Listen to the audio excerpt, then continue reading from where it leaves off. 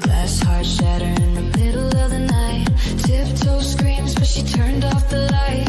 Masked man walking in the floorboards creak. Saw death's shadow, but she chose not to speak. Phone on silent, eyes wide shut. Truth on lockdown, mouth on shut. Four souls gone while the moon stood still. But she's a survivor, yeah, that's a tale they sell. You saw the ghost in black. He even walked right past. But you froze and faded out while the world bled out. Worry silence in the hallway, heartbeat on the floor. You saw the monster that did a 911. Truth tastes bitter when the lies get thick. Pretty little witness, but the story don't stick. Dance with danger while the innocent die. Now the whole world's asking you why. Silence in the hallway, nobody heard the cry. Hours went by and the sun came up. Still no call, still no backup. Changed your story, changed every scene. Clean hands, but your silence ain't clean. Trauma tells big when the cameras roll. Crocodile tears with a shaking soul. But the truth don't sleep and the dead don't lie. Even glitter cracks when the mask runs dry. You saw the ghost in black. He even walked right past. But you froze and faded out. Now the world's calling you out. For your silence in the hallway, heartbeat on the floor. You saw the monster, didn't dial 911. Truth tastes bitter when the lies get thick. Pretty little witness, but the story don't stick. Dance with danger while the innocent die. Now the whole world's asking you why. Why? Silence in the hallway, nobody heard the cry. Maybe you said too much. Maybe you said too little. Maybe the truth got lost somewhere in the middle. Spotlight burns when the crowd wants blood, and justice screams louder than a flash flood. You run from the questions, hide from the night, but lies break easy underneath bright light. For your silence in the hallway, shadows on the floor. You saw his face, but you closed the door. Truth is poison when you drink that lie. Pretty little witness, but your alibi's dry. Listen to the screaming, echo in your head. You walked away, breathing while four friends fled. Silence in the hallway, nobody heard why. Welcome to True Crime Unleashed. I have got a bombshell tonight in the Idaho 4 investigation. Mr. Brian Koberger did not do it. I know who did it, and I'm going to show you guys tonight who did it. The physical description of the Moscow killer was revealed to me in downloaded information from the Universal Consciousness early this morning, and I would like to provide that information to Moscow Police, Idaho State Police, local authorities, FBI, and any organization that is working to solve this mystery. In my vision, the downloaded information became very clear. He is 21 to 22 years old with a birthday coming soon. He is a young male who is at the early stages of becoming a mass serial killer. He has killed several times before, including pets, animals. He is a psychopath, sociopath, suffering immensely from mental illness and negative diverse energy. He is living in a state of fear.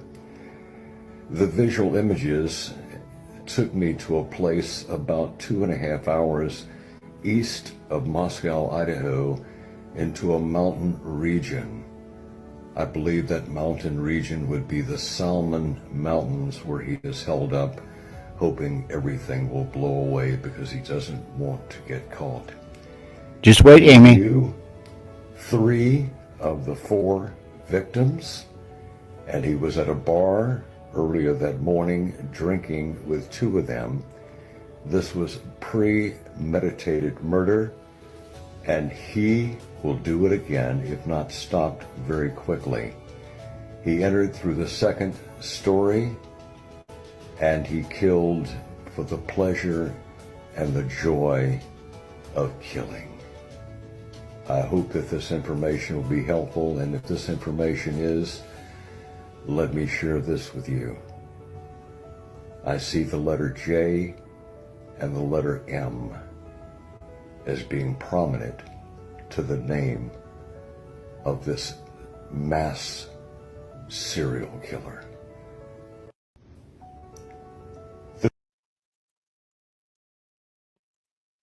Who do we know with the letters J and the letter M?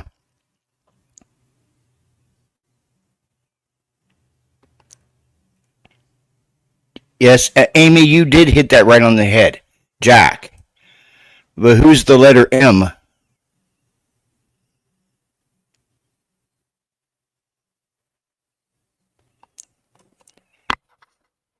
No, not Jenna. I believe it was Jack. Jack Showalter. But he wasn't alone.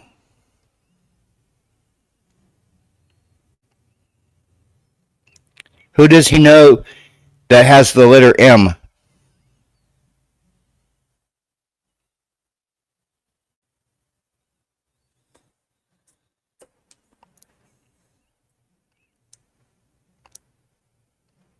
Yeah, it was Jack S. and Moy. Jack Showalter and Matt Moy. Those are the real killers in this case.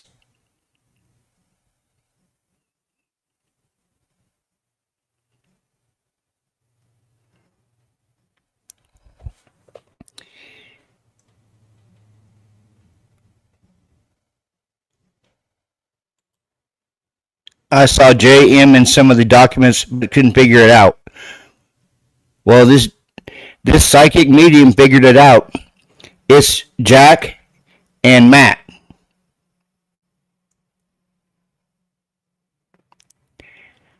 Matt Moy, his family lived behind 1122 King Road.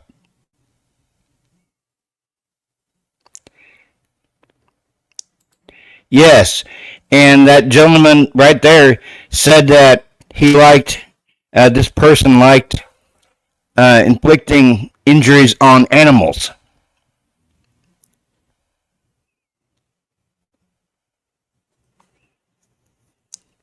And what did Jack like to do? He liked to dissect dogs, did he not? Coyotes?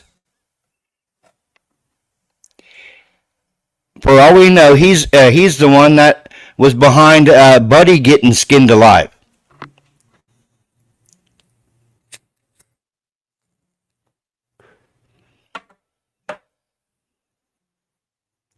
So we got a man sitting in prison who took the fall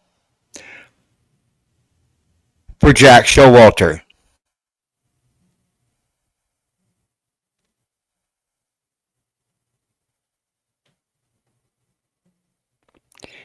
Yep, Amy, yep. In my opinion, Jack S. had something, Maddie, she didn't want anything serious with him, just my feeling. And I agree with you, Amy. I agree with you. Because in the ISP docs, did Jack not say that he didn't know Kaylee, or he never met Kaylee before that night, but he knew Maddie's boyfriend, and he knew Xana, and he knew Ethan. Yeah, exactly, Bianca. Red spiky hair.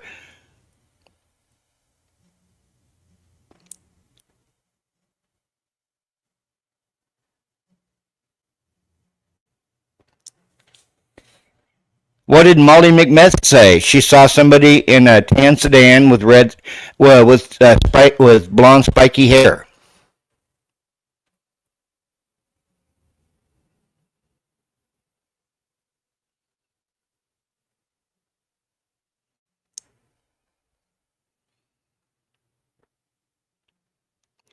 Now, your guess is as good as mine be. Okay, why did Steve G stand up for him?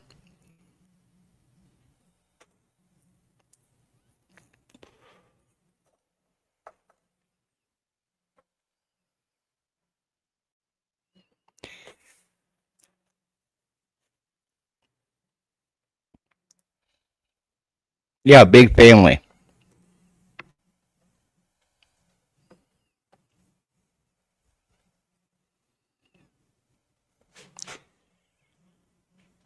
Hey, Leslie and Billy.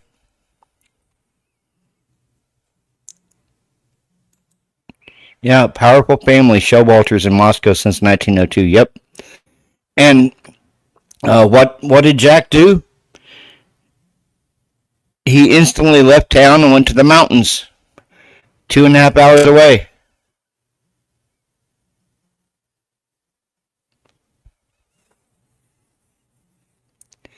I'm holding up, Leslie and Billy.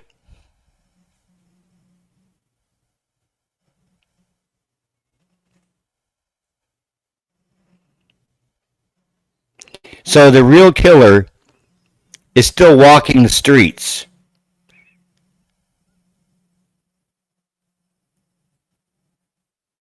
The real killer is still walking the streets while Brian went down for this crime.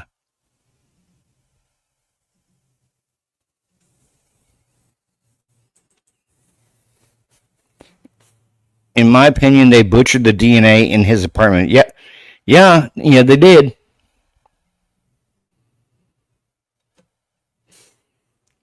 Because if you remember, 3 days into this investigation, they had Jack Showalter on their radar. They were following Jack Showalter.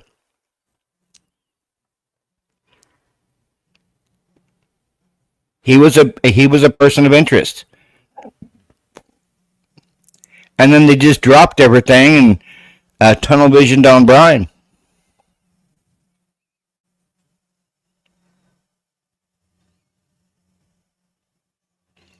Yes, they sure did. They tunnel visioned on Brian.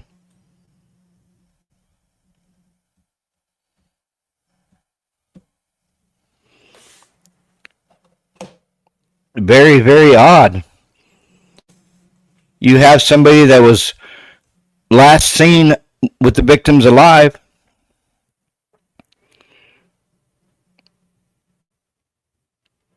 Yes, I agree, Bianca. I agree.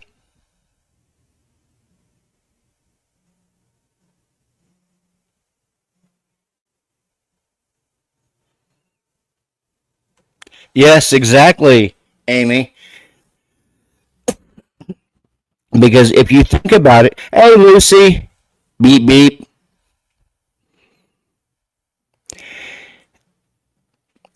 I'll show you, Lucy. The real killer is still walking the streets.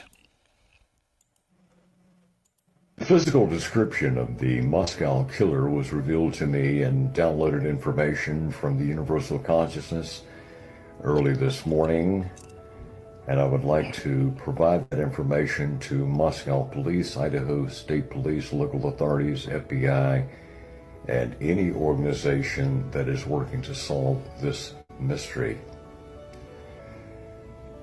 In my vision, the downloaded information became very clear. He is 21 to 22 years old with a birthday coming soon. No, he's not AI. He is a young male who is in the early stages of becoming He's a clairvoyant over on TikTok. Serial killer. He has killed several times before, including pets, animals. He is a psychopath, sociopath, suffering immensely from mental illness and negative diverse energy. He is living in a state of fear. Yes, Maven. The visual images took me to a place about 2.5 hours east of Moscow, Idaho, into a mountain region. I believe that mountain region would be the Salmon Mountains, where he is held up, hoping everything will blow away because he doesn't want to get caught. He knew 3 of the 4 victims, and he was at a bar earlier that morning, drinking with two of them. This was premeditated murder, and he will do it again if not stopped very quickly. He entered through the second story, and he killed for the pleasure and the joy of killing. I hope that this information will be helpful, and if this information is, let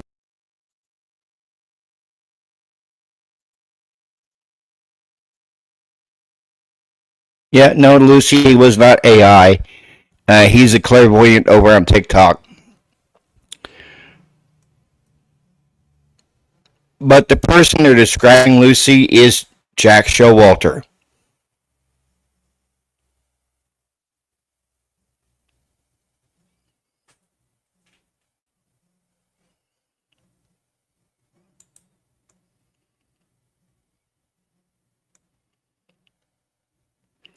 That's Jackie Boy, Jack Showalter. He's walking around free while Brian's sitting in the can.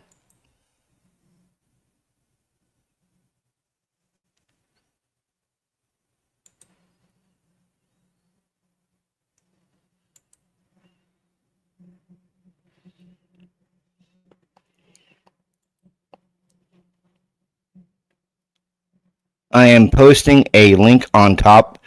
It Maven, if you want to come up, you are more than welcome to.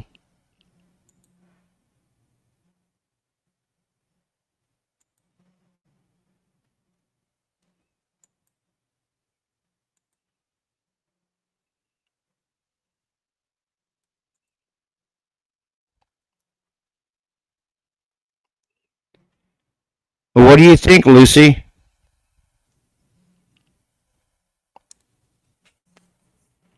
You think Showalter did it? Like this gentleman's saying Showalter did it? Because he said the initials are J and M.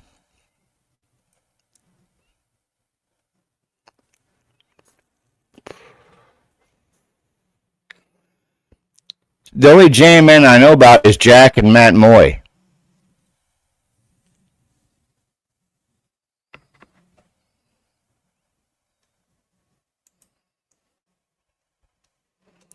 What do you think, Lucy?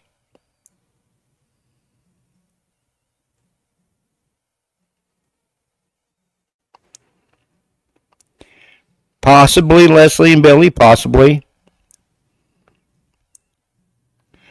Now, Manu, who is Mowich?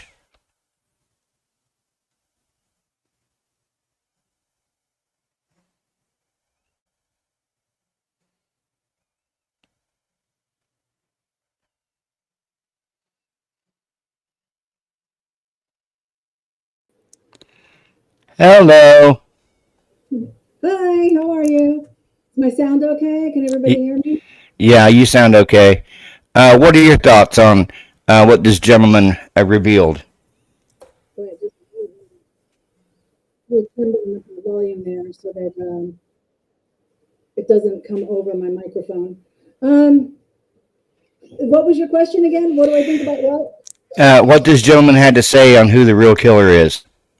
I think it's possible. I mean, Jack Showalter has always seemed suspect to me, especially with how he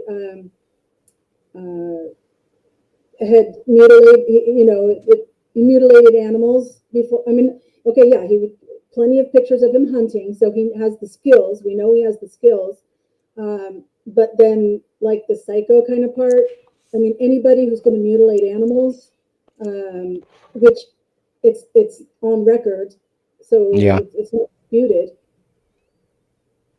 And while he wasn't caught for the old couples, I think you said it was Buddy. Yeah.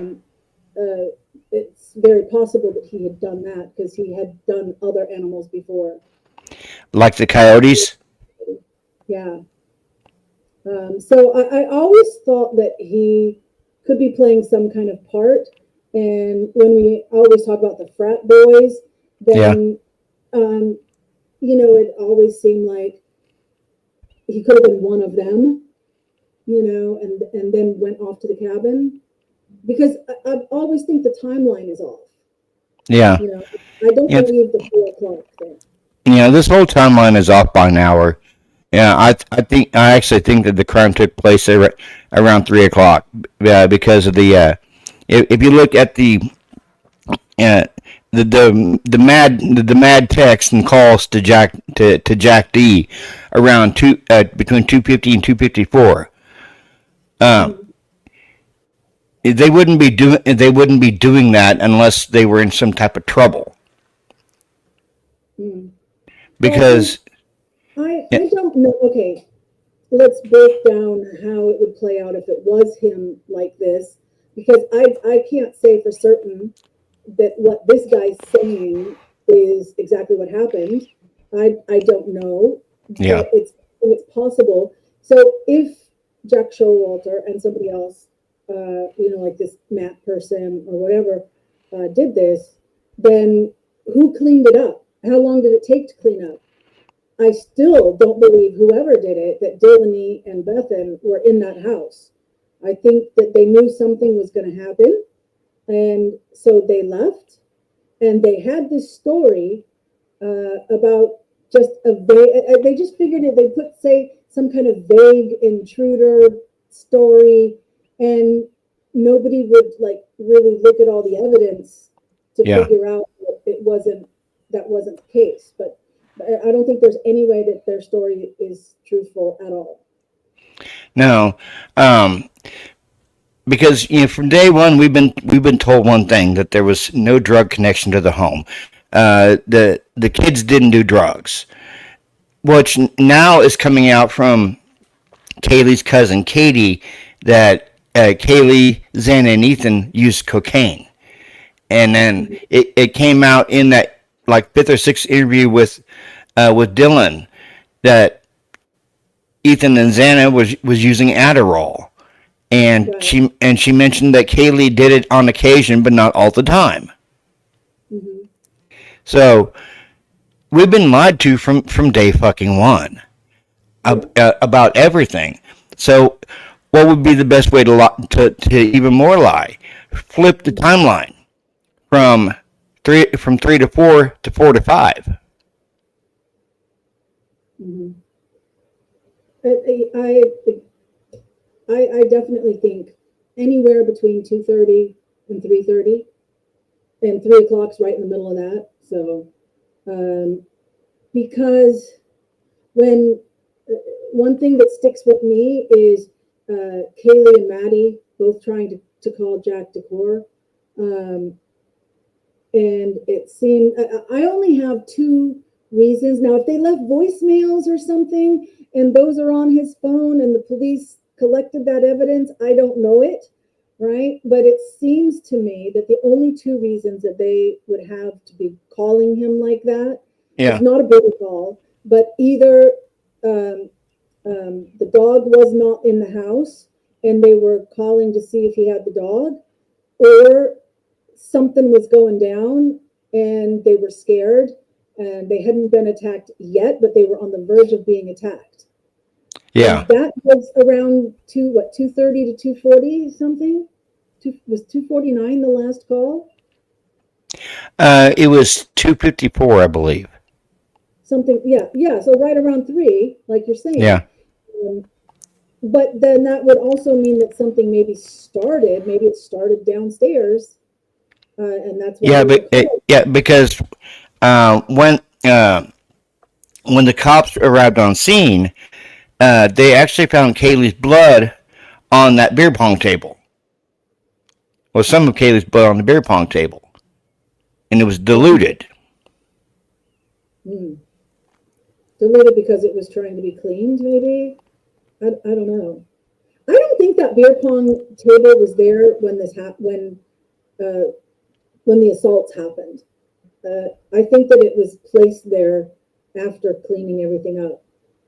I don't see any way that table was right there in that doorway. Yeah. What I honestly believe is, the table was there, but it was in like a different position, because yes, they had a party there. They had a party there Friday night, and And that table, I did some research on it, weighs about 35 pounds. And the table that he used weighed 35 pounds. Mm.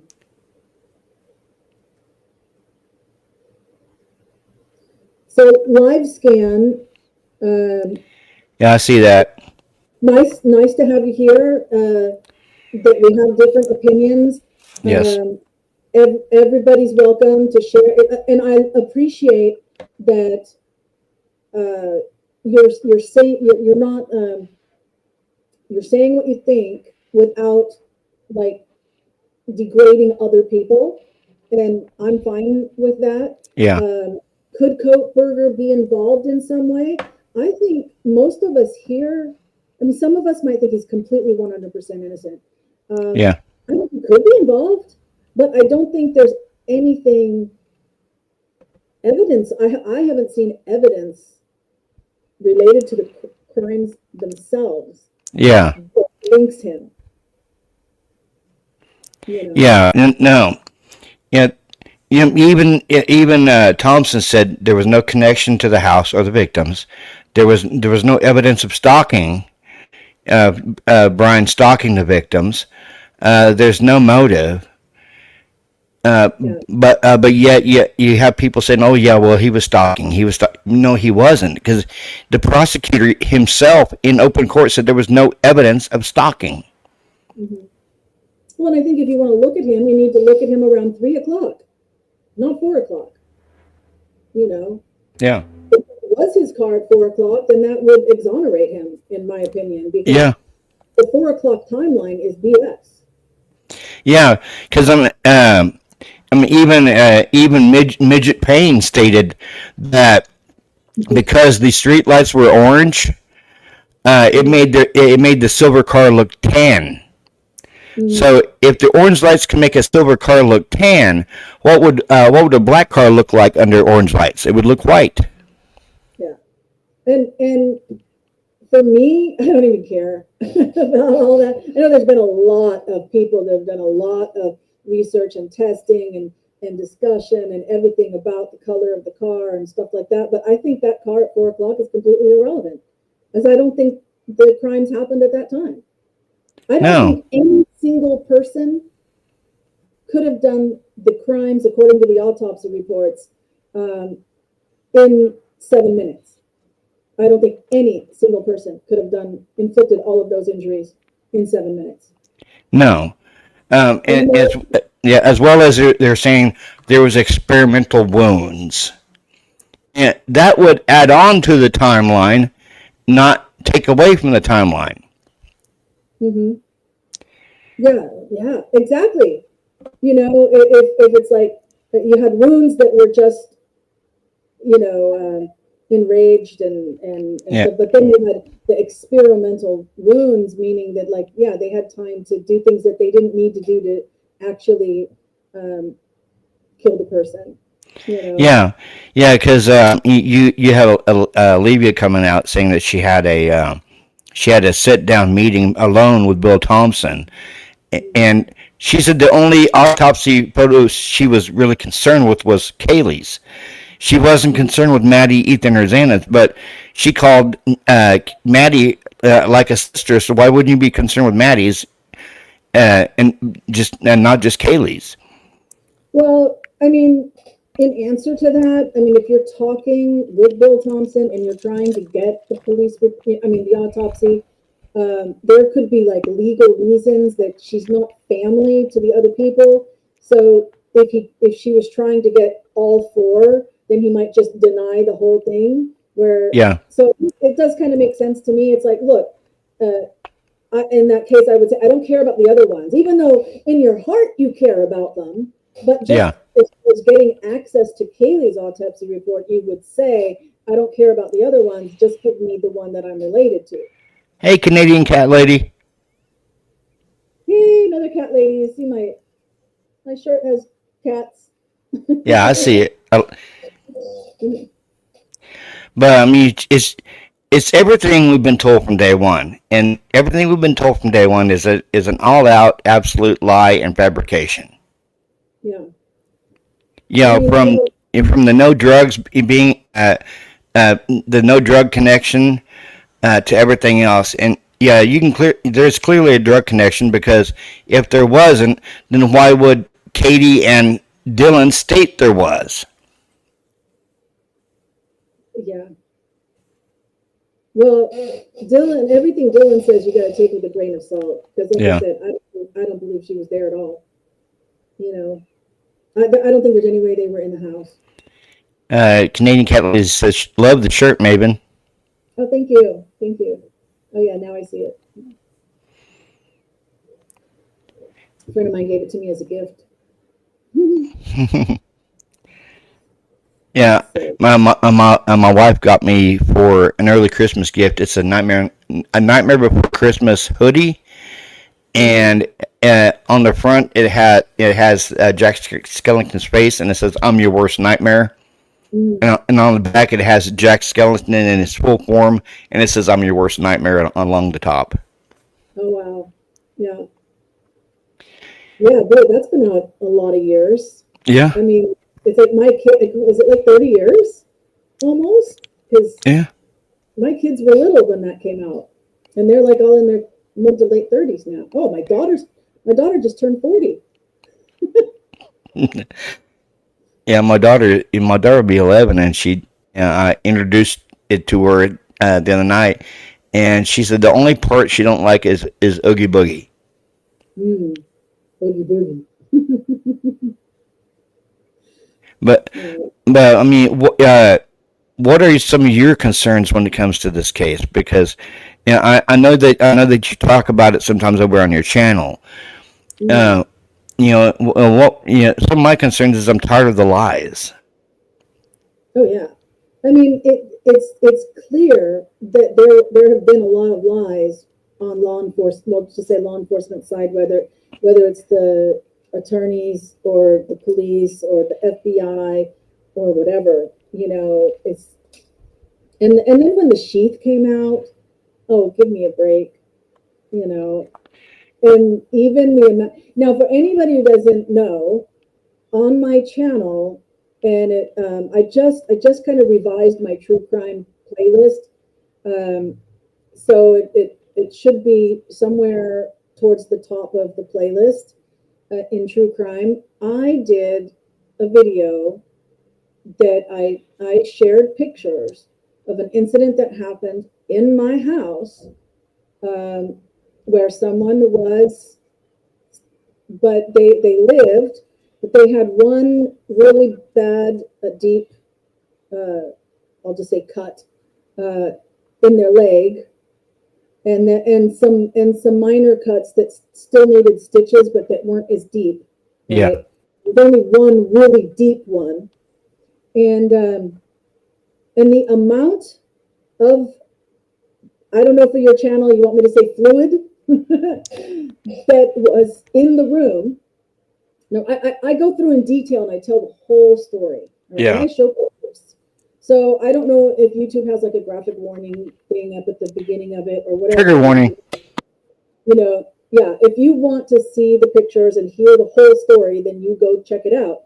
But basically, there's like one photo of fluid on the bed, which is more fluid from one wound than we see on the beds, especially Kaylee and Kaylee and like where it's like one spot of blood where Yeah. the head would have been on a pillow, but didn't her mother say that it, or stepmom, whatever, say that she was kind of propped up? No, that was Kaylee's actual. I think that was Kaylee's actual mom. It could have been her stepmom, but yeah, with Steve. Yeah, Christy. Yeah, she said, and it was like, oh my God, she let that out.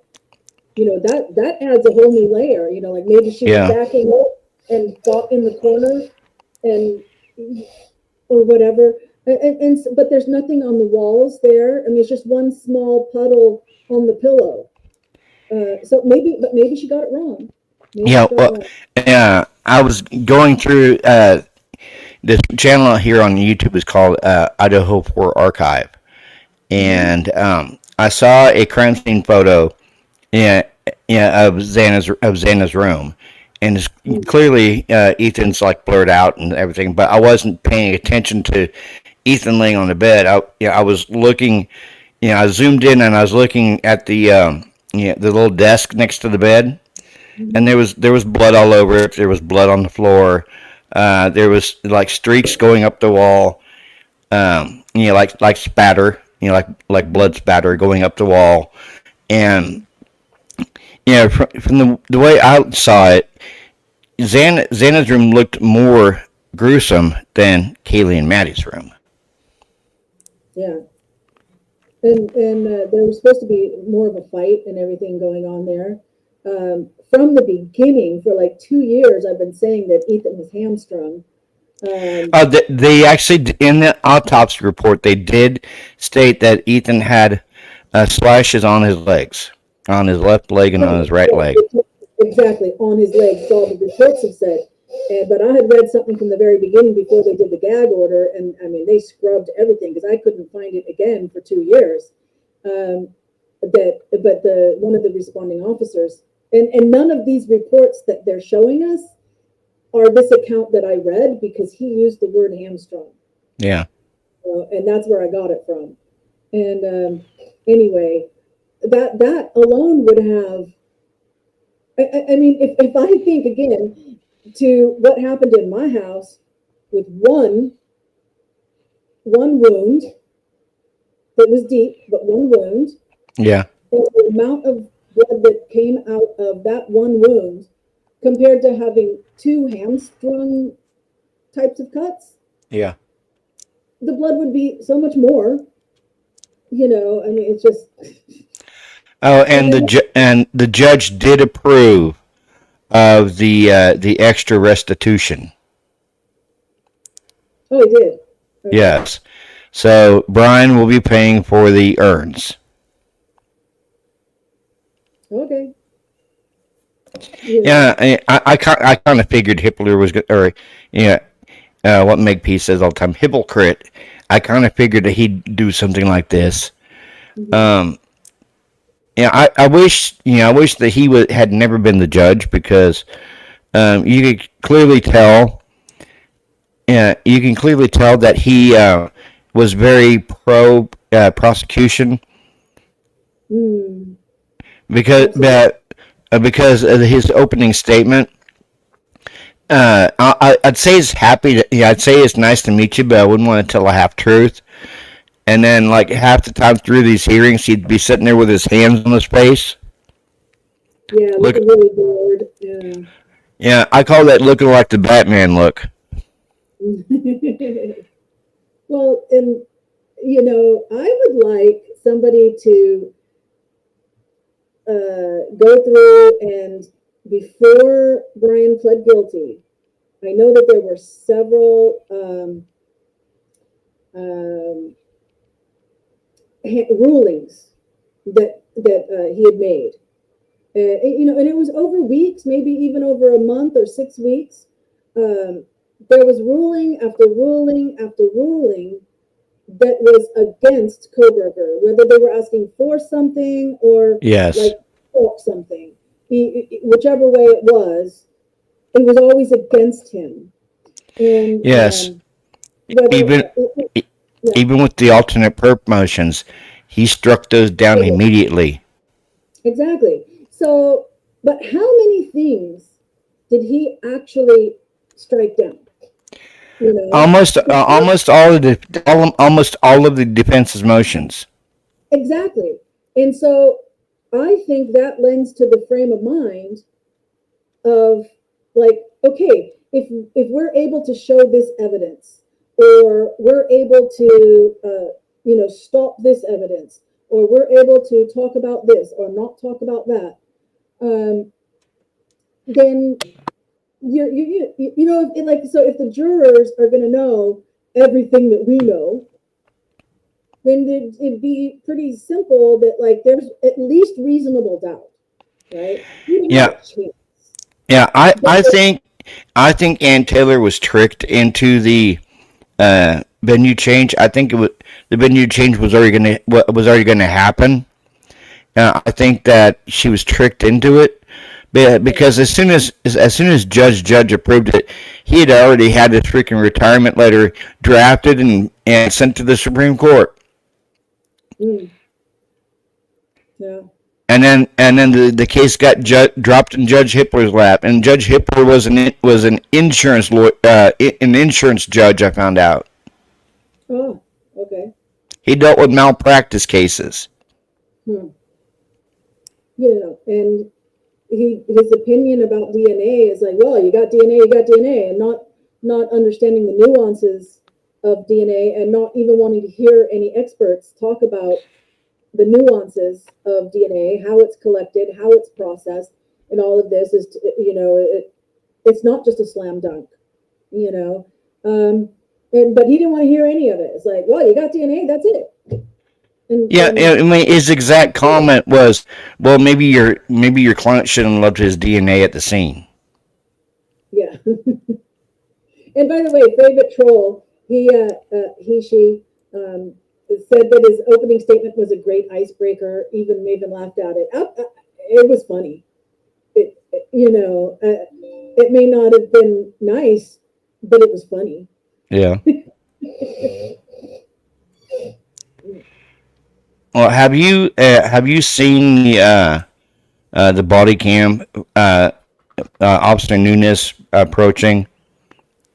Well, I've seen different ones. Was he the one that arrived? One of the ones that arrived first? No, Smith. It was Smith and somebody. Oh,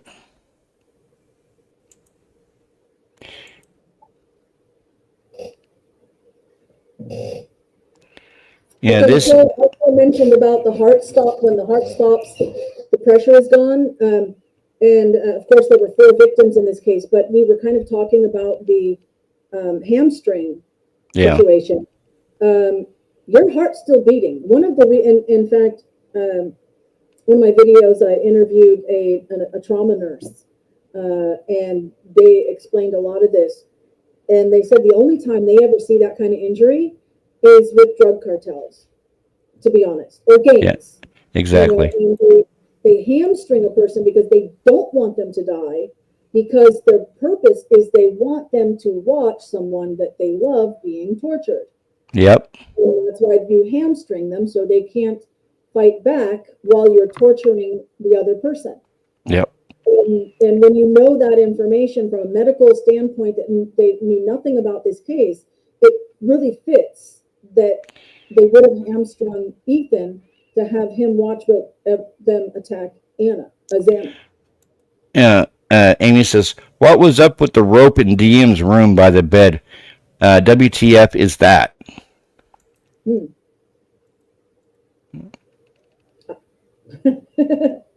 Maybe some bondage going on. I don't know. Where's she at? I want to be around.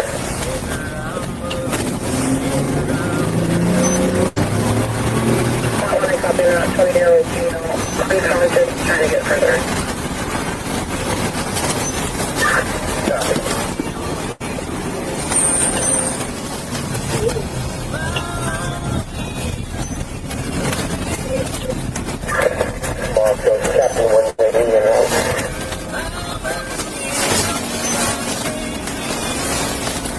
Yep, Amy.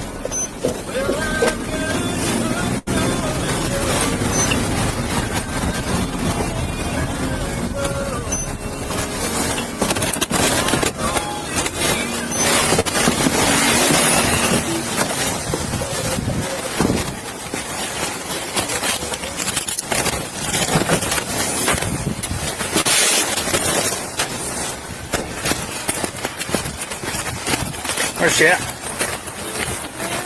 Yep. Where's she at? Where's she at? Yes.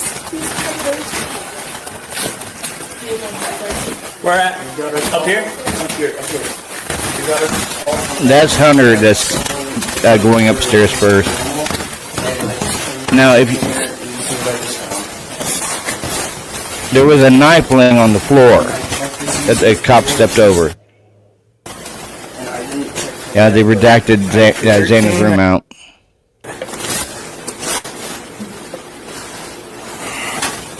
Okay, get back. I don't know if they're still in here or not. I grabbed the knife. 1370. And this Hunter Johnson picks the knife up off the floor and puts it on the table. Okay, stay back there, please. It's just that it wasn't on the table that I did. I know it is. What? But like right there, the knife wasn't on the table, but I know that I think when he comes back around, then it is on the table. Yeah, because when they walked up the stairs, the knife was laying on the floor by the table, and Hunter Johnson walked over it. So did the cop. But then when the cop turned his back, Hunter Johnson bent down, picked it up, and put it on the table. Yeah. Yeah, when the cop. It's a steak knife. I don't think it was a weapon that was used. Yeah. Fuck. Cop just said, fuck. Okay, it smells pretty bad too. And you hit it. Slow down. Just come here. There's two. Looks like fatalities.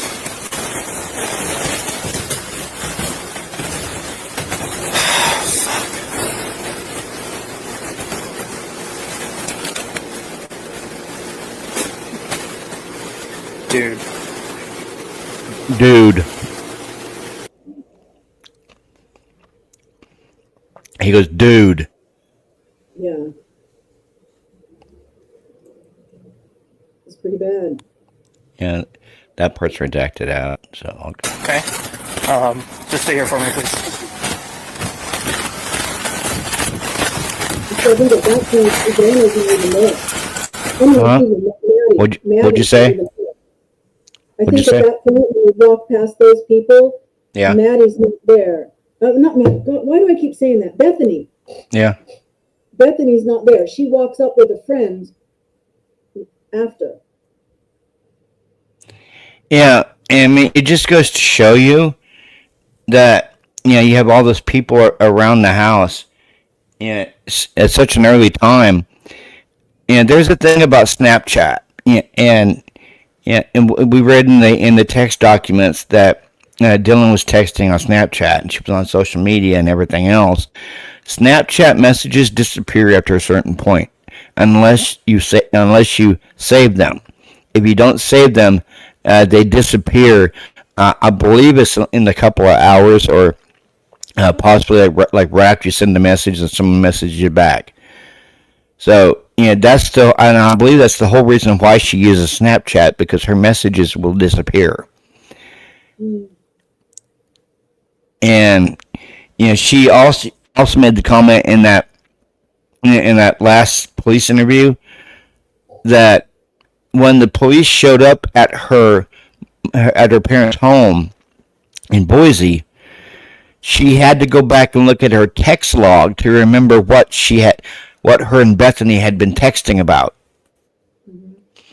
She completely forgot, what they had texted that night, so she had to go back and look through her text logs. Yeah. Or she probably had an idea of what they said, but she didn't want to say it. I mean, if you're making up a story, you might not remember exactly which version you gave, so you want to make sure you get the right one. So you got to look at it to make sure. I don't know. Those interviews with Dylan and Bethany, they weren't. I felt that they were being treated like porcelain dolls, because that wasn't an actual, real, factual police interview. Police interviews, they get to the heart of the matter and what's going on. They're not going to sit there and treat you like a porcelain doll and joke around with you, and like that one detective stating, "Well, when I went to college, we had keggers to raise money." Well, I don't know. You might say something to try and put them at ease, to get them to slip up or whatever. But certainly in those interviews, it seemed like they were taking everything they said at face value Yeah. and not asking for like, well, if you're saying this, then what about this? Or, and having some more details from them. I mean, there was some lady detective or something. I don't know. She was with ISP and not Moscow, Booger or Goober or something like that. I don't know, some weird name with like a double O in it. Gooch. Yeah, that one, Gooch. Yeah, I think she was ISP. Yeah, she was asking a bit more, but she's the only one. But yeah, she was kind of asking some follow up things, but I think she had already had some of the evidence, and because I think there was one point where she said that there were some gaps on the phone Yeah. in the phone records. So she'd already been able to review some evidence and have a better idea of maybe what she was looking for. Amy Conway brings up a valid point. Look at that dumpster. It's so full. Was it examined for evidence? The one on Taylor, I think, was very full as well. Yeah, look. I mean, look at that dumpster in the background. It's like overflowing. Yeah, and I doubt they tested anything from it. We'll never know.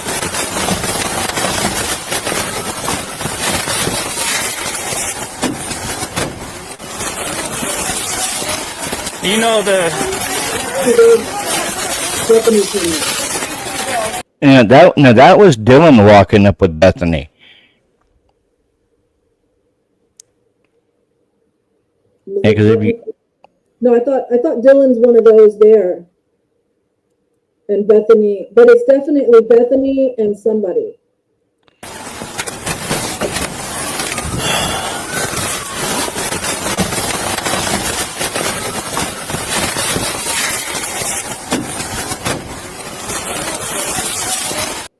that's Bethany right there in the blue.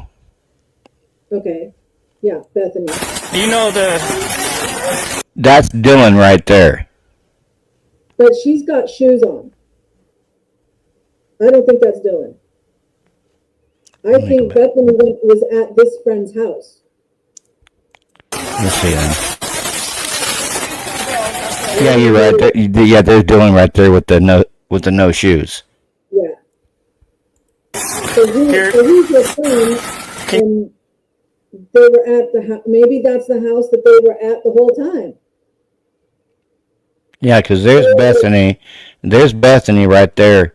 Yeah, in the all blue. And yeah, that was Dylan standing by that the SUV or I think it was Range Rover she was standing by. Yeah, with the no shoes on. Can you guys go over to the dumpster for me, please? And so Bethany, I mean, What? yeah. So if Bethany's walking up there, does that mean she was there during the 911 call and then walked away? Or was she not even there during the 911? No, she was there during the 911 call. I thought she was there. Yeah, she was there during the 911 call, and she more than likely walked away. Yeah, because when the cop pulled up, she was standing on the other side of the street near the light pole. Oh, probably because the smell was so bad, she couldn't even stand next to the door, so she had to go stand across the street because of the smell. Yes, exactly, and that's what I would like to know. Why is there an 8-hour fucking delay calling 911? There's no way they were in. You cannot convince me right now that they were in that house. And no, that's one of the things I talk about in the video that I was mentioning earlier that I did is the smell in my house from just one wound that the SWAT team that had come to my house, they were all gagging like they were almost going to vomit from one wound in an hour, in less than an hour. Yeah. They were gagging. And it took us days to get rid of the smell. and bleach and bleach and bleach. Oh my God. Yeah, and you're going to tell me that these two roommates spent 8 hours in a home with 4 dead bodies, and the smell of the smell of blood putrefying, and you're not going to run out that home. You're just going to stay in Bethany's bedroom until noon. Yep. And believe me, the smell wouldn't have stayed up there. I saw somebody one time talk about, oh, but it was so cold and that slows down the smell. No, I mean, no, that smell would have permeated that entire house. Yes, it would have came down through the vents into Bethany's room. Absolutely. Absolutely. And Amy said there's only 2 reasons they're alive. Perps knew them, and whoops, where'd that go? Oh, wait. It's on your screen. Or they left. Right. So she's saying if they were in the house, then they were in. The perps knew who they were, and they weren't targeted because they knew each other. That's if they were in the house, or they weren't in the house. Yep.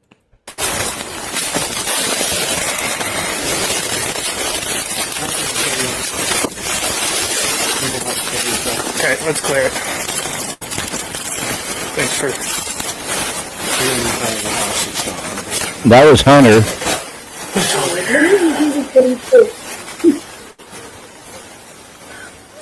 Okay. I'll just start down here. Police department.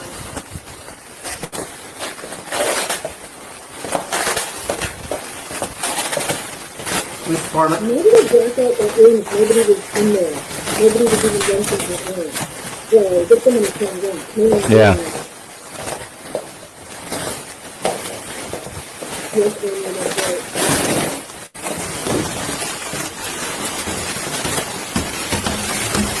Moscow Police Department, if you're in here, announce yourself.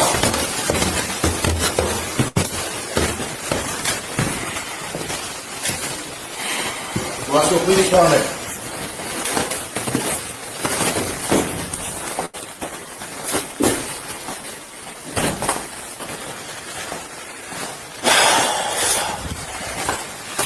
Clear here.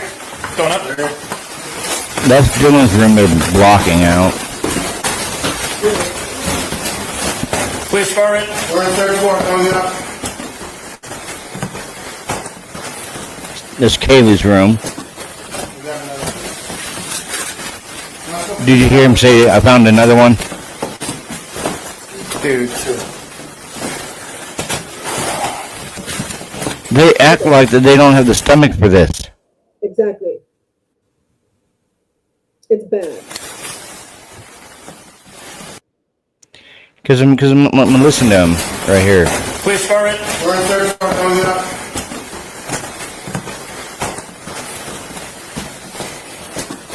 We got another. Moscow Police Department. Dude. Hear him go, dude.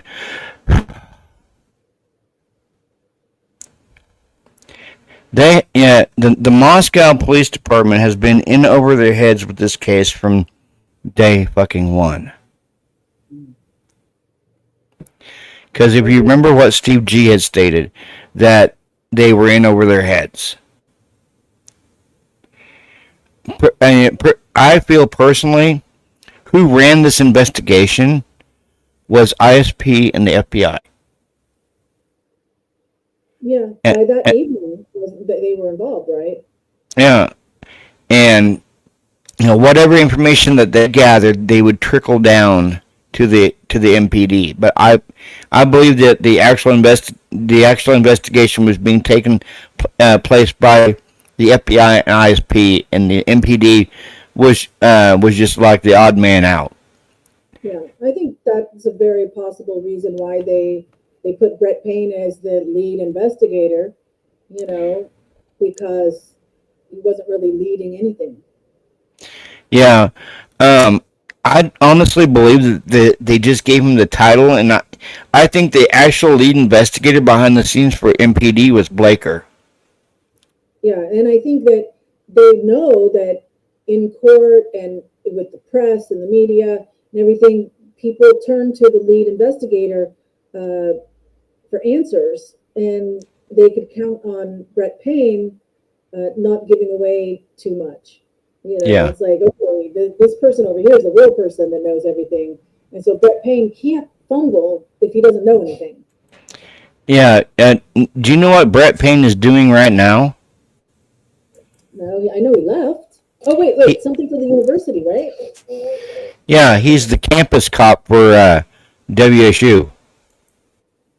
I wonder what the salary difference. No, for U of I. He's the campus cop for the U of I. Mm-hmm. Yeah. That's Moscow campus. Are they University of Idaho? The actual Moscow Police Department is it works for the city of Moscow. Right. Now they do get kickbacks from the University of Idaho, because if you noticed, a lot of the investigations that were taking place were being the U of I was being shielded from it by the MPD. Oh yeah. Because you have Steve Gonzalez stating that they found out about their child's murder from the U of I. From just a normal alert going out, or like somebody actually, a person called them? If they wanted information about what happened to their daughter, they would reach out to the University of Idaho. And Scott Green put out that book as well around this time. So they got a lot of information from Scott Green's book, because the university knew everything about these murders, and they didn't want to get implicated, so the MPD would cover for the university. Yeah, and then Scott Green, the president, was also like in every press conference and stuff. He's standing up there with the police, like he's part of the investigation. Yeah. Hey, Wonders Deep. Yeah. Said Dago. And Amy mentioned that some organized crime. Well, I've heard the same thing. I don't know. I've been to Idaho before, but a few times. But I don't think I've been through Moscow. Yeah. Amy says the first 48 hours was Garrett. Mm-hmm. And then they just decided to put Brett on everything. Brett Payne. Yeah.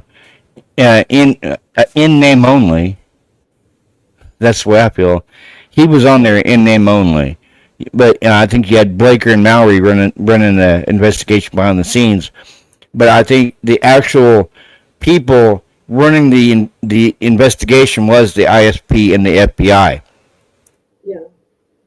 Well, I think the FBI definitely had a big hand in what was going on, but they tried to stay in the background. Yes. But they were more involved than they let on. Yeah.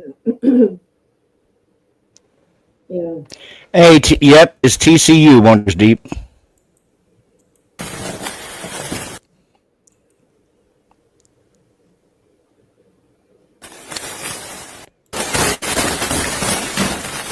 It's like he's running down the stairs. Once to get in front of the then he turns around. Check with Prince.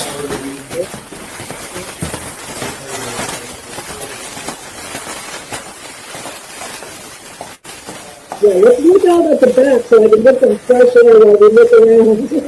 Yeah. Yeah, it's amazing he don't even touch that trash can next to the door.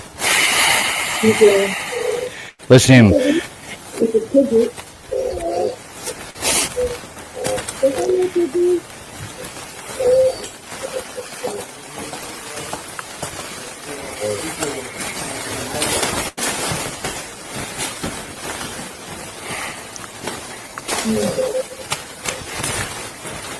Nothing makes sense because it's not true.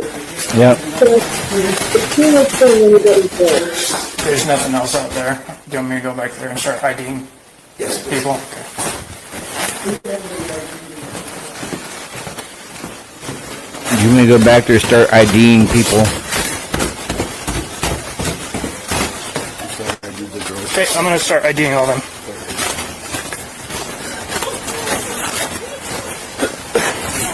Hear Dylan crying.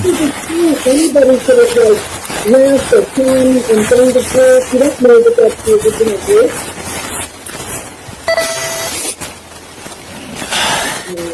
You have all those people standing over there freaking watching what's going on.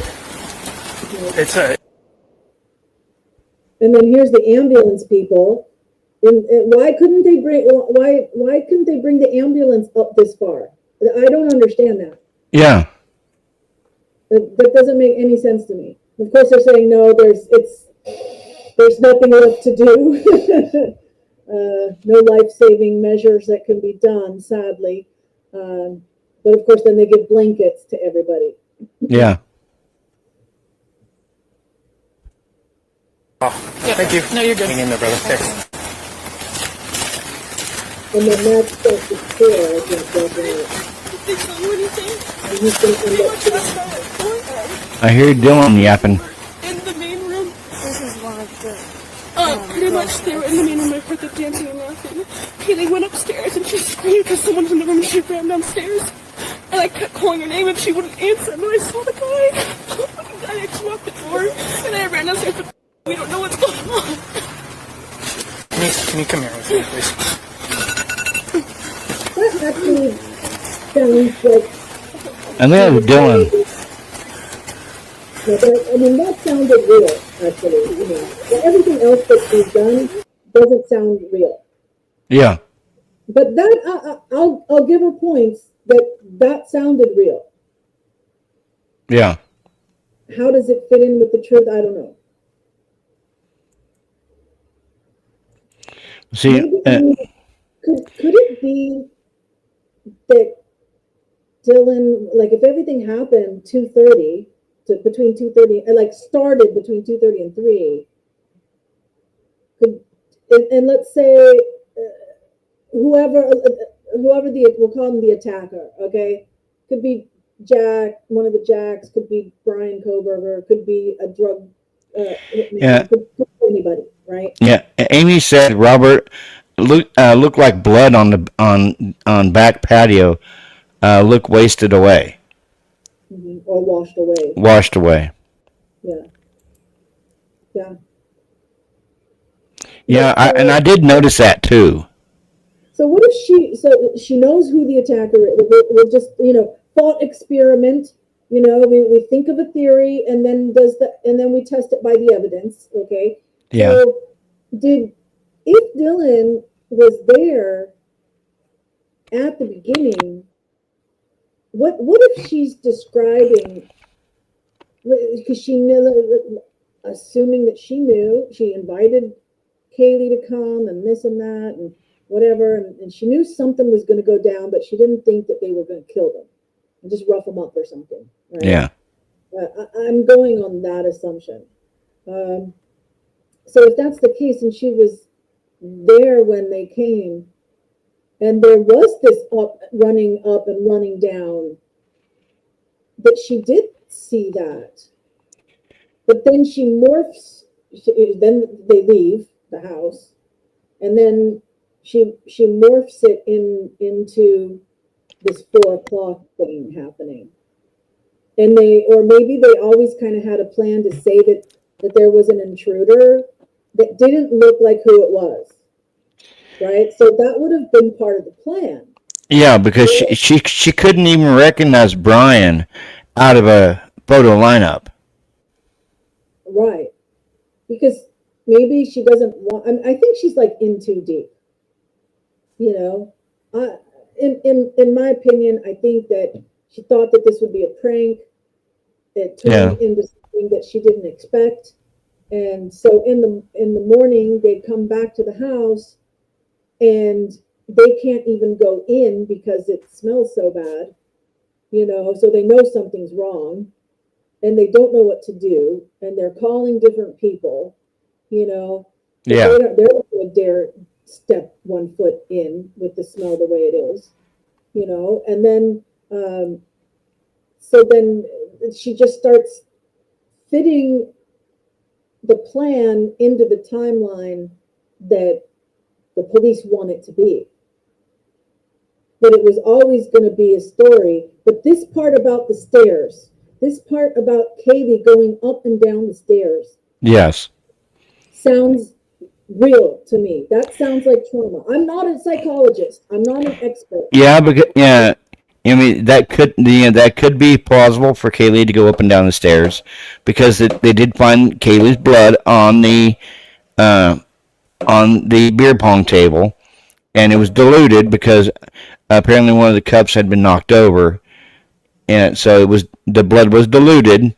So that could be a plausible scenario that Kaylee did run up and run up the stairs and run back down, then run up again because of her blood being on the beer pong table. Right. Like maybe someone, like let's say it was 2 people. I've always thought maybe it was 4, like 2 upstairs and 2 downstairs. But maybe there was 1 upstairs and 1 downstairs. So what if Maddie's getting attacked? She's coming down trying to like get help and then runs back up to help Maddie. You know? I mean something like that. Yeah. Because I mean that the MPD didn't do Dylan no favors either. Because you had Dylan stating in the probable crap affidavit that she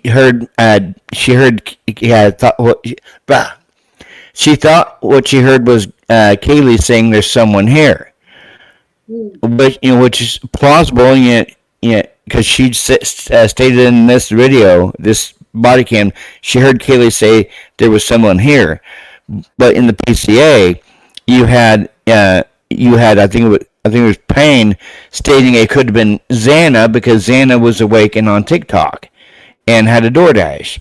Well, in my thoughts, and this is in my own opinion, TikTok activity is not proof of life. A DoorDash order is not proof of life. Correct. We don't even know whose phone. That we haven't seen any actual phone record report that it was Xana's phone that made the door. I mean, it might have been Xana's phone that made the DoorDash, but I'm saying I haven't actually seen proof of it. Yeah, and man, I'd like to know exactly why the Gonzalez family still have not got back Kaylee's phone.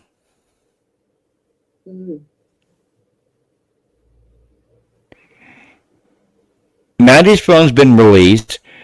Xana's phone's been released. Ethan's phone's been released, but the Gonzalez family still has not got back Kaylee's phone. What's in Kaylee's phone that they're keeping it this fucking long? Yeah, there's something in it. Can you go back? Great Fire 3170. Could you guys grab? What'd you say? Can you go back to where she's telling Jack about Kaylee going up and down the stairs? I'm wondering, does she say that she saw the perp go like chasing her, or was it just Kaylee coming down and running back up? And I kept calling her name and she wouldn't answer. Okay, here we go. Okay.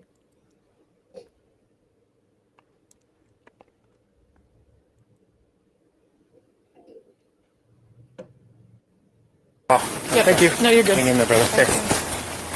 This is a new thought for me. I want to touch it. Did they tell you anything? They were just about like 4 hours. In the main room. This is one of the... Pretty much they were in the main room. I heard the dancing and laughing. Kaylee went upstairs and she screamed because someone in the room. She ran downstairs. And I kept calling her name and she wouldn't answer. And then I saw the guy. I just locked the door and I ran downstairs. don't know what's going on. She just said I saw the guy, then I ran in my room and locked the door. And then she ran down to Bethany's room. So she kind of got the plot point down. So I think there's a grain of truth. I just don't think all this happened at 4 o'clock. Yeah. You know? And I don't think the perp necessarily. Okay. Here's my thinking. If Kaylee came down the stairs because something was happening to Maddie, and then the perp comes down to chase her and bring her and drag her back up, there would be a lot of blood. Yeah. Because he already got blood because of Maddie. He didn't take off his PPE, so he's clean to go chase Kaylee, right? So I think she must have turned around to go, like she came down to maybe get help, but could see there wasn't any help for some reason. She decided to turn around and go back. Or maybe there was just this flight or fight and flight took over. So she ran and then she realized, wait a minute, if I run, who's going to help Maddie? And she changed her mind and turned around and went back. Who knows? You know, but it doesn't sound like the perp chased her. So like she went back, then all of that happened. Skip forward, even though she's saying it really fast, but kind of skip forward in time. The next thing that happened was him coming at least down the stairs or walking by her room or whatever. And she locked the door. Hey, Wonders Deep actually has a good comment here. Amy, in the first released Linda Lane videos, you could clearly hear a pressure washer. Those videos have now been scrubbed. And then right here, Amy Christie said that her niece had called them about 10 and told them someone had shot up the party and Kaylee was gone.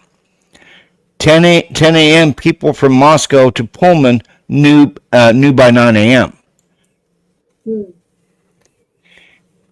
And Wonders Deep is very accurate because Christie stated in that very first interview with what's her face Chronicles of Olivia that her niece had called her and said that Kaylee had been shot. And Christy said, "Well, what do you mean she's been shot?" And Katie told Christy that somebody had come into the party and shot the place up, and Kaylee was gone. Yeah, but we know now that there wasn't a party. There was a party Friday night, but yes, not on Saturday, and there was a party over at Sigma Chi, but because that's where Ethan and Xana and Bethany were. Right. But we've heard so many things, about that. You had Xana's dad stating that he had talked to Xana at midnight, and they were at home eating pizza. But you had Bethany saying they were over there at the Sigma Chi party until 1:45, and then you had that fight that supposedly broke out between Ethan and David Loach, because David Loach was hitting on Xana. That kind of feeds all into the frat boy theory. Yeah. Sure. But I mean, just like on the alcohol ban stop, you could clearly see 4 or 5 people running down the alley away from the vicinity of their home under that street light. But yet it's like, oh, there's nothing to see here. Even though you saw 4 or 5 people running away from the vicinity of the home around 3:12 in the morning. Now, see, it might be nothing, right? But the fact is, you got to investigate it, and prove it's nothing. And it looks like they just didn't investigate that at all. They were in over their heads. Yeah. Well, one thing that I don't have clarity on is when they said, well, of course it was Xana talking to her dad Yeah. saying we're at home eating pizza, which would imply her home because she's the one speaking. But I've wondered, is it possible that at this point they were at Ethan's, having pizza at Ethan's? And that's why people in the house didn't know where they were? I mean, like Bethany and John said Possibly. were. I mean, just like Amy, yeah, just like possibly, just like Amy said here, they removed a wall part in sections. Could be a gun used at had an arms expert on her list why she wanted X-rays. AT, Ann Taylor, Yeah. had an arms expert on her list. Mm-hmm. Wanted X-ray to see if there were bullets in the wall. Yeah, because the FBI came in and took huge sections of wall out before they tore it down. They did do that. I thought it was for spatter, but yeah, I mean, you get pictures of that. You don't really need to, I don't recall other cases where they actually took a wall for spatter. Yeah. So.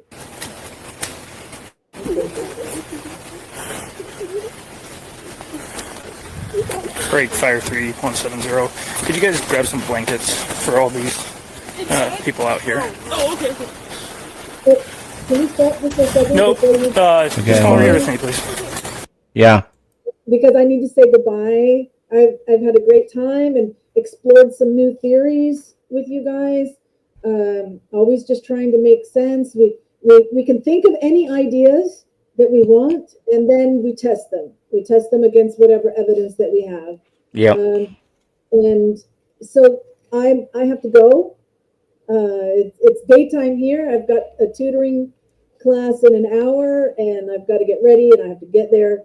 So yeah, it's daytime there. It's nighttime here. Yes.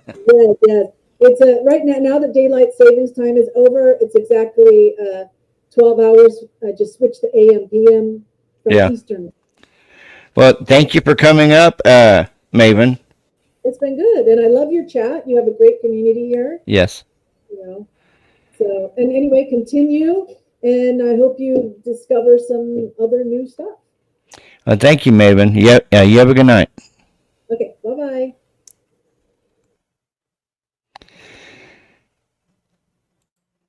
Yeah, there's very, very interesting scenarios going on here in this case, guys.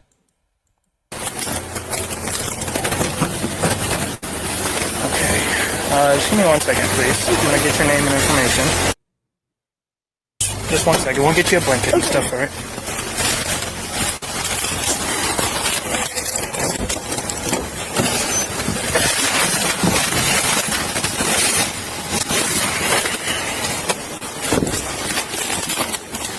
Thanks, guys. Yeah, that'd be good for now, and then maybe the big white blankets whenever you're moving on.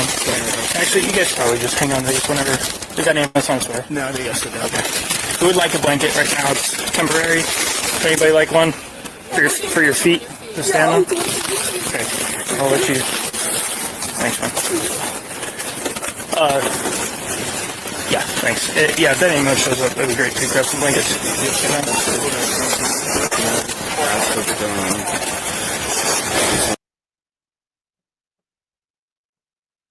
Yeah, 1 second, man. Let me just grab it. Oh, you guys' info. Is that Jack D in the blue, or is that Hunter?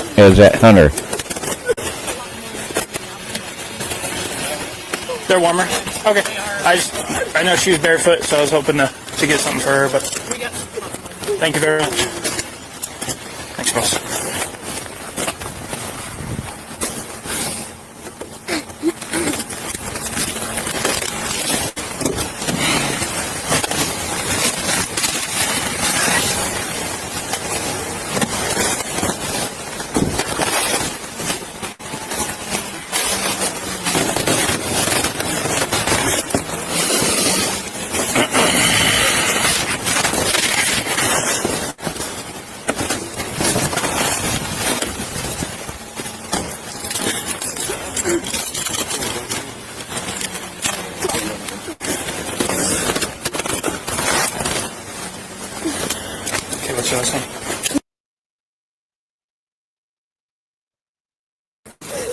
And your first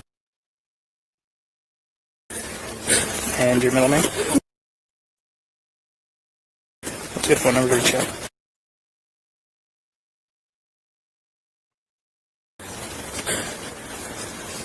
He's got great looking And is hands. this your address? Yes. What's that address? 1122 King Road.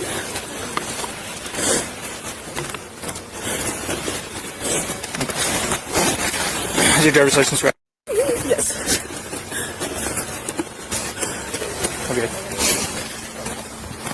How much have you seen in there? No, I don't really know. I just saw my friend when I called because we were so scared. We're like, can you please come help us?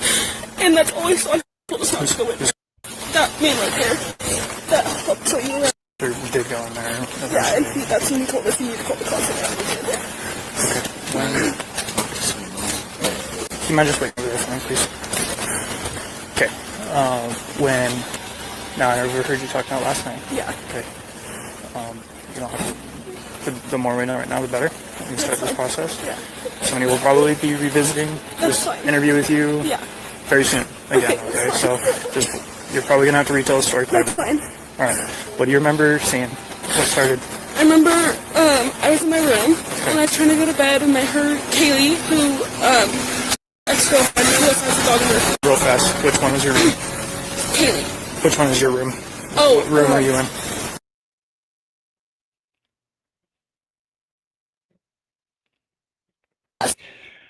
Why did they have to redact where her room's at? We all know where her room's at.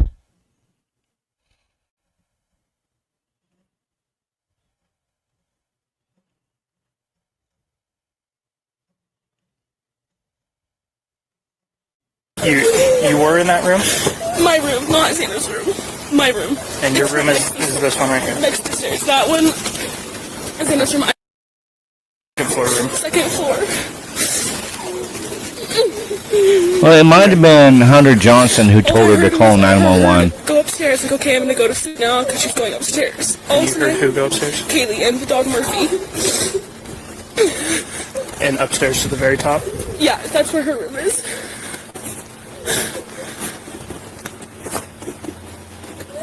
Okay.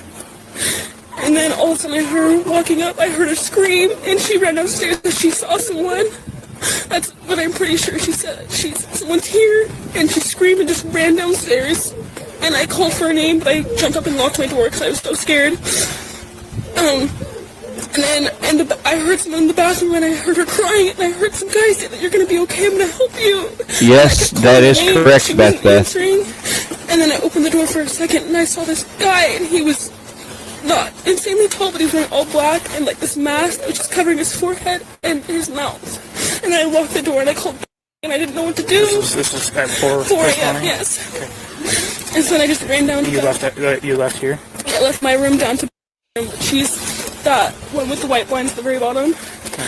I ran down there and we talked, and we just locked the door. We didn't think anything of it. We're like, nothing happens in Moscow, so we just like tried to go to bed, and then we woke up. Nothing happens in Moscow.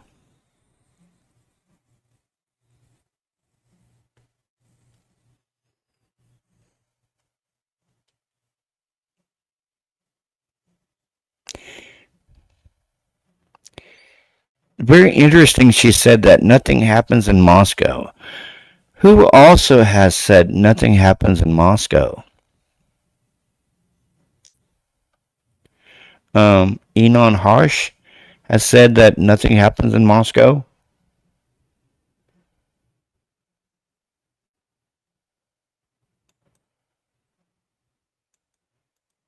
And it was weird because none of our roommates were up, and we called all of them. They were not waking up, and so me and like, this is weird. So I called and to come over, and then that's when all this happened. Who all lives here with you? Me, that woman right there. Okay. Who's Xana? Xana is the girl in there. Is the girl that this one? Yeah. Okay. How do you spell her name? Xana. Do you know if she has a middle name? Alexis, I think. Do you know what her last name is? Kernodal. K. I don't know how to spell it really. K. You know? RNODL. K-A-E-R. K-E-R. K-E-R. N-O. N-O. L-E. D-L-E. Okay. X-A-N-A. X-A-N-A. Okay. Ethan, who's in there, he doesn't actually live here, but he's here like almost all the time. Ethan is a male that lives here, and He doesn't actually live here. He's in the room with Xana, I believe. he's in there right now. But he doesn't live here, but he's here a lot. And then Does she not know that Ethan's Mogan and Kaylee. deceased? I don't know where they're at though. Maddie. Mogan.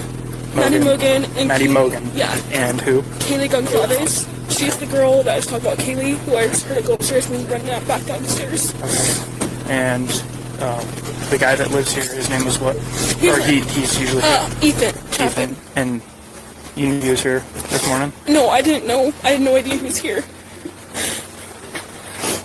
Okay. Alright, describe the guy that you saw. Clearly she's lying.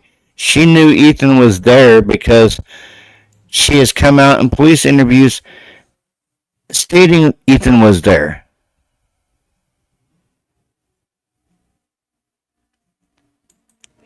Yes, exactly, Amy. Ethan in there. She knew they all were dead, in my opinion. She said, like, I don't know where they are. Yep, big boom.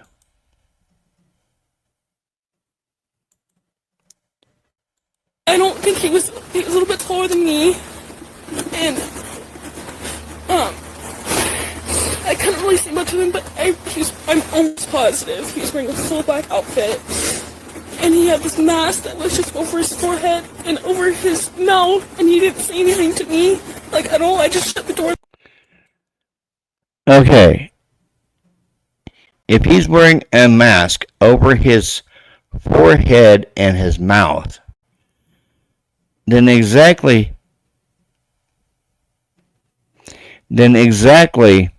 how are you going to see this dude's his bushy eyebrows if he has a mask over his forehead and mouth?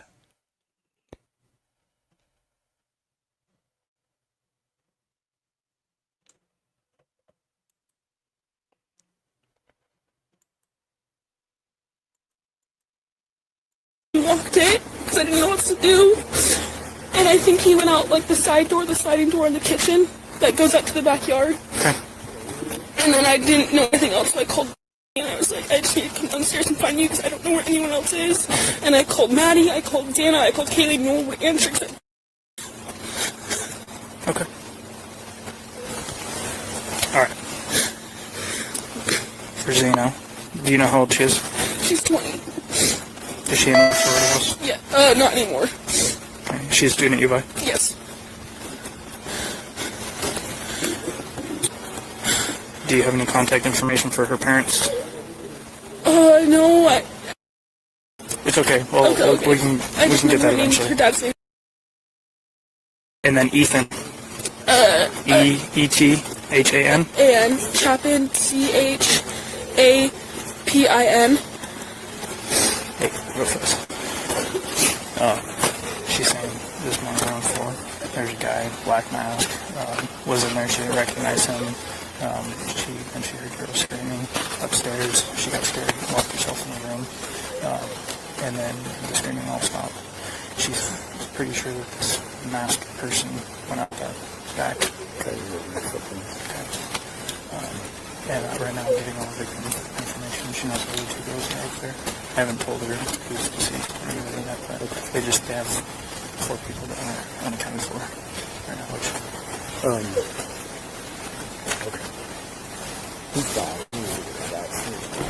Who's the dog? Who owns the dog? You haven't told them that the 4 people are deceased, that they're only unaccounted for. Okay. So she knows a bunch of the people who are living here. I'm getting all their names, and then I'll finish collecting all their information. Okay. How old is Ethan? I apologize. There's a door downstairs next to the bathroom that's got a padlock on or a lock on it. You guys? We don't know. Okay. Who has access to that room? Okay. So it's not something you guys normally do? No, we have no idea what it is. Thank you guys. So Ethan, how old is Ethan? I believe he just turned 20. 20. And it's Chapin, Chapin. Yes, I believe. Okay. Do you happen to know either of their date of birth? No, I know knows Xana's date of birth. Okay. No worries. And Ethan's also a U of I student? Yes, he is. And you don't see him here right now? You see, but pretty sure he's in that room. I think so. I think it's left hold me. I don't know for sure. Alright, and then the 2 additional roommates that aren't here right now, They're not. that aren't here with you, Yeah. what are their names? Maddie Mogen, MADDIEMOGEN.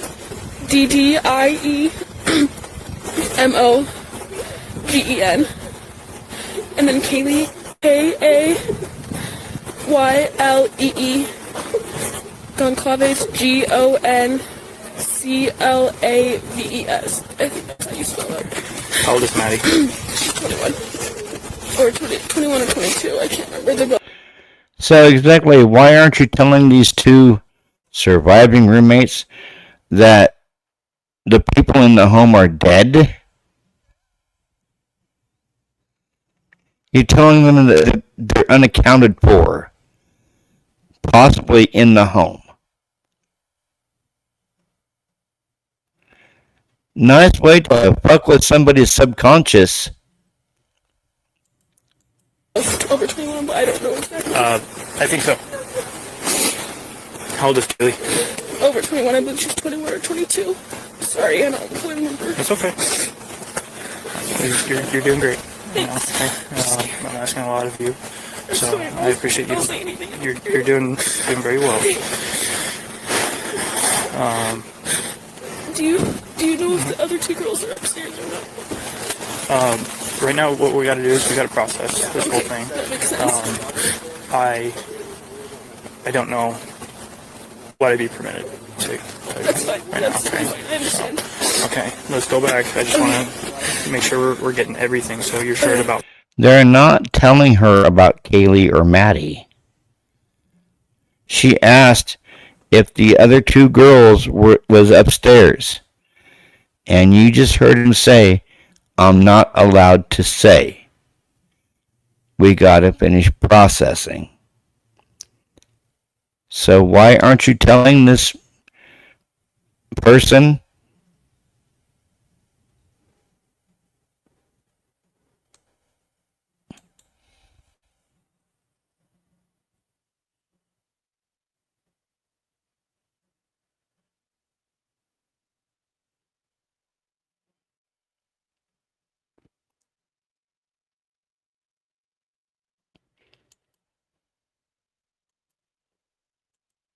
Four this morning? Yes, it was 4:10. You first noticed a guy. Well, I first noticed Kaylee go upstairs and scream and run downstairs. So 4 this morning, went upstairs Yeah. to the way top. Yes, to her room. With Murphy, the dog. Okay, she's saying that she actually saw Kaylee go upstairs with Murphy.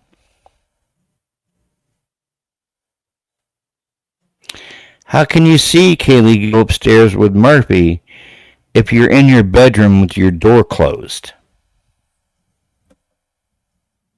Huh.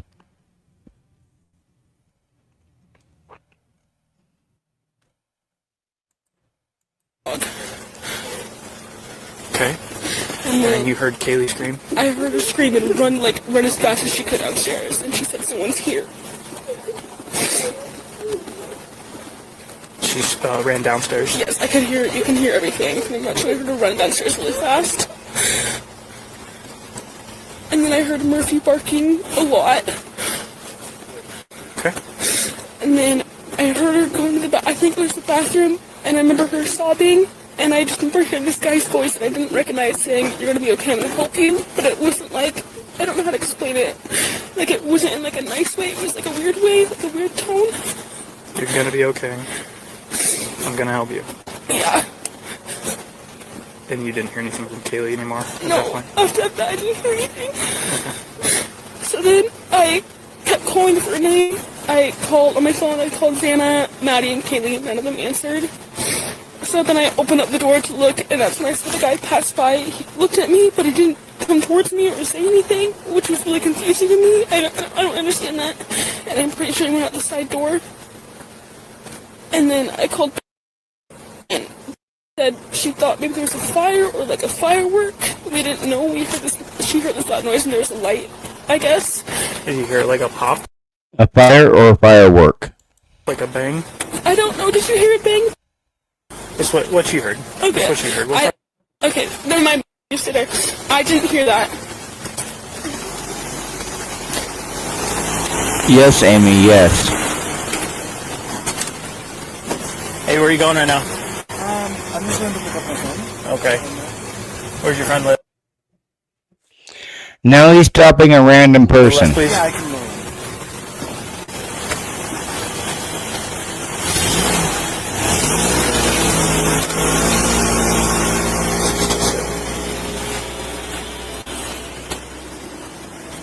627. Okay. I don't think I ever heard a bang. I didn't think anything about Exactly, fire or Wonder fireworks. Steve. Or a So I gunshot? told her I don't think I heard anything of that, but I also was kind of in and out of it because I was so scared and I was really tired.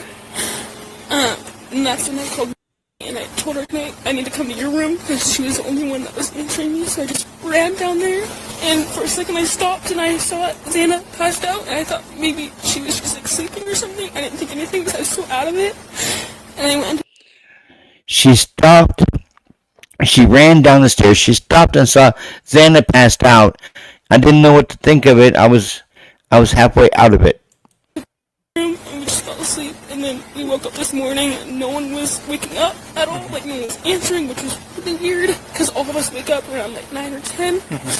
And then I called to come check, and he came here first, and I told him what happened, and then he looked in the room and he said they needed to get out and call the cops.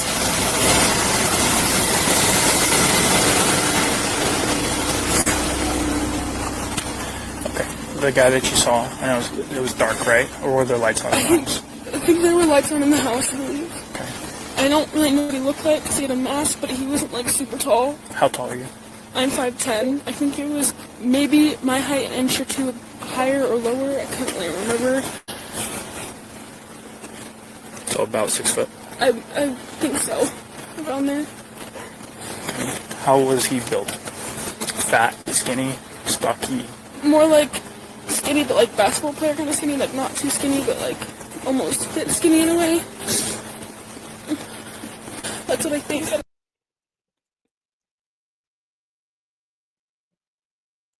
Okay, I'm going to go ahead and end the stream. I wanted to pay a special tribute to Tommy tonight.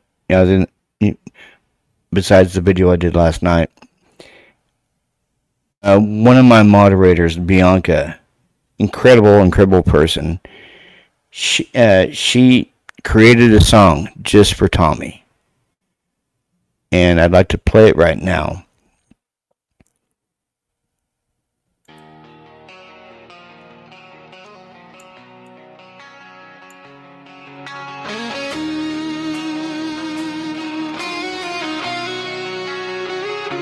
Tommy Jude, you spoke the truth, unafraid to fight, shedding light in the darkest night.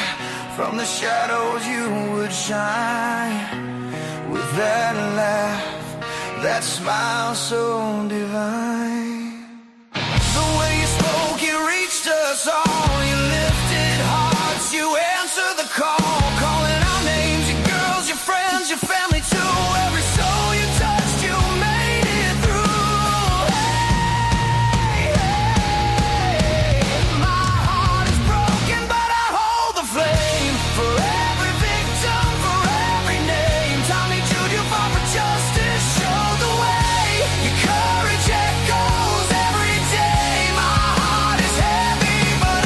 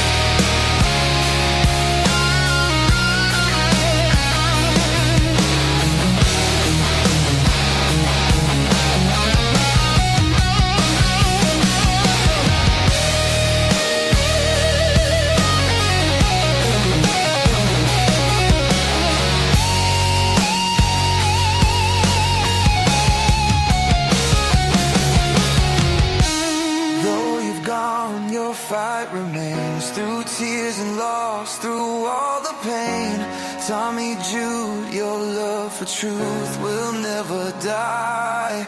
We'll carry your spirit, call your name, rock and roll in the sky, my beautiful friend.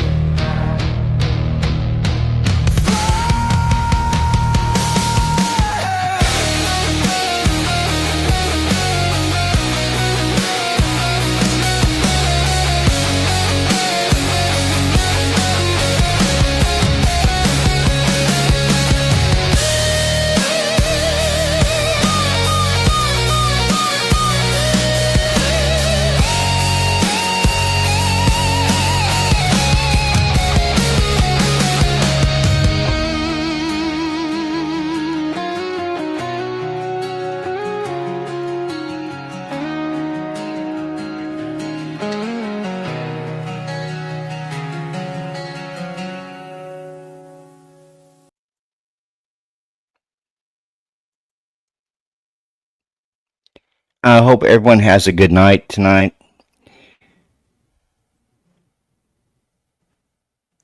Everyone rock on. Tommy Jude may be gone, but he's still here in our hearts. He will always be here in our hearts. His spirit will live on in this community.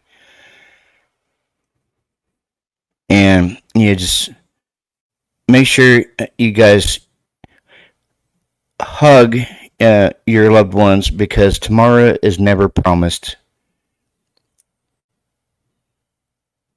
Keep loving each other, and the spirit of Tommy Jude will always be here with us.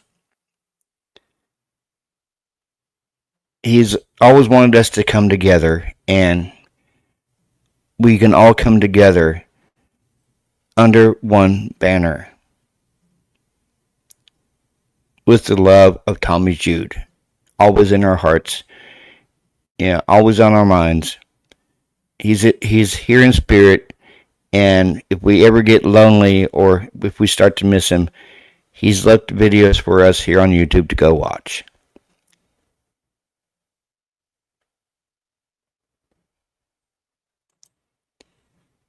Thank you, Wise Quack.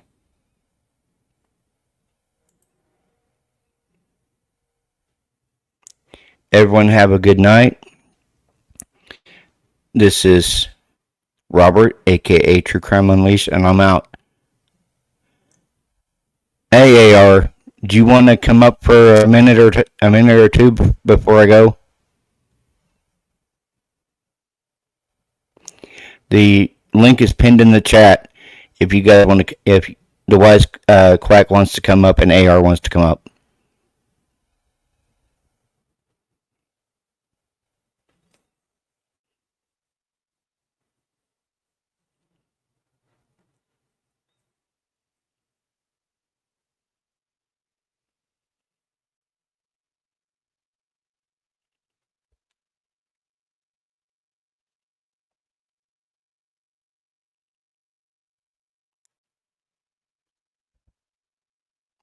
Yeah,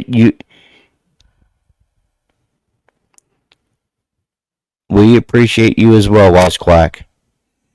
He was truly a good man, and I'm blessed to have known him and call him a friend and brother.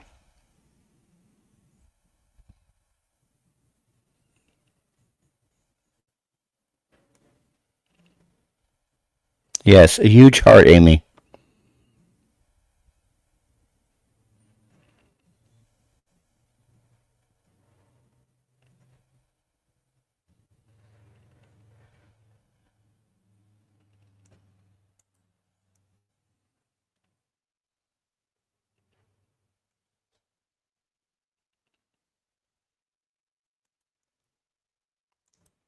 Brother, you want to come up for a minute and say something?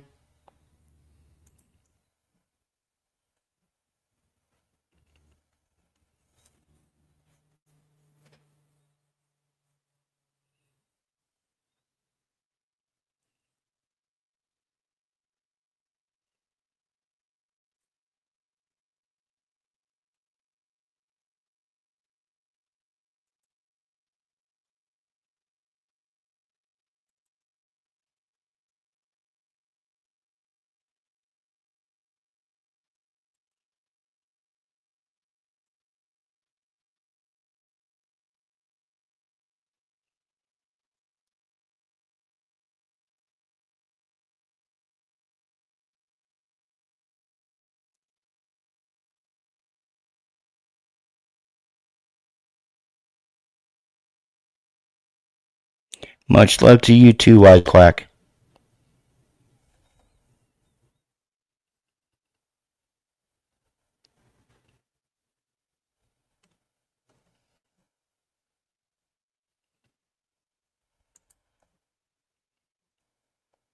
Hi, OM Sonic.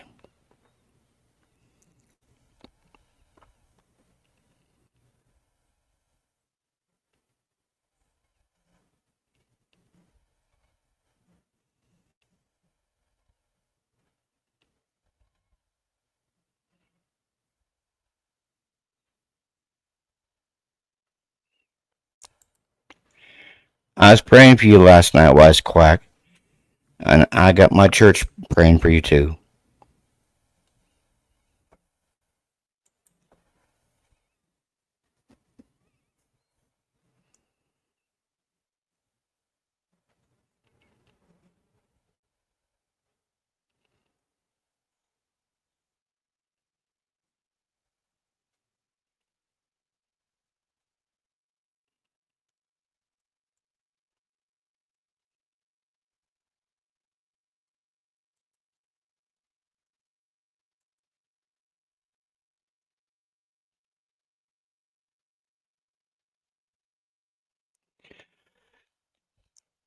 Now, the link is for 18 and older.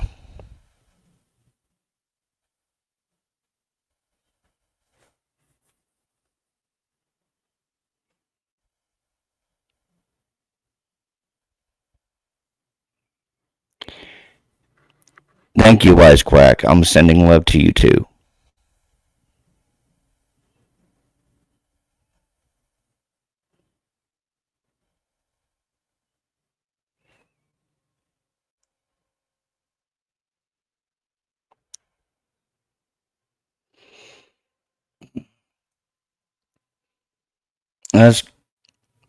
Let's go out, guys, like our friend, brother, and all around awesome person would go out, Tommy Jude. Let's go out with some rock and roll.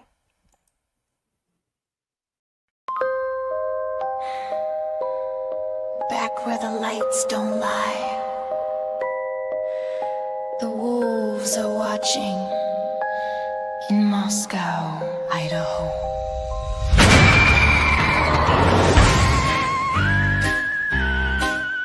Yeah, they said it's open and shut, case on ice. But the facts keep shifting under courtroom lights. Evidence tagged, locked in a sheet, but the truth cuts deeper. It's a double-edged sword beneath. Cameras roll, opinions fly, truth's in the dirt, but it won't die. Every headline's got a twist or two.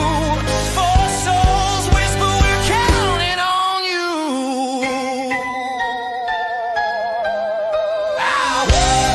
Moscow's calling, truth don't hide. Shadows talk on the witness side. We ain't buying every show they sell. There's a storm in Idaho and it's raising hell. Courtroom drama on a primetime feed. Everybody talking about what they think they need. Evidence, sealed deals under the table, but justice ain't blind, she's bleeding unstable. Whole damn case feeling double-edged, sword ripped. They point one way while the proof says no. We've been fed a bunch of lies from these wolves, you know. The wolves of Moscow roam. No one's safe at home. Truth is louder than the gavel's tone. Justice howls through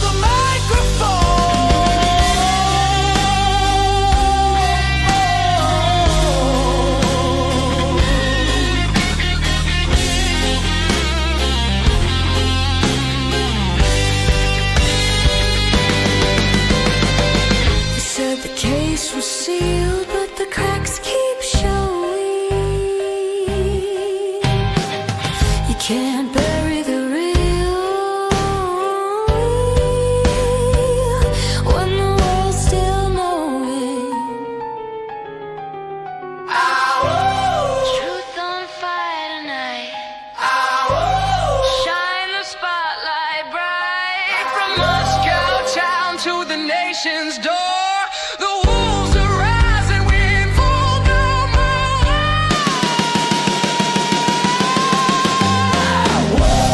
Truth on fire tonight. Shine the spotlight bright from Moscow town to the nation's door. The wolves are rising, we ain't fooled no more.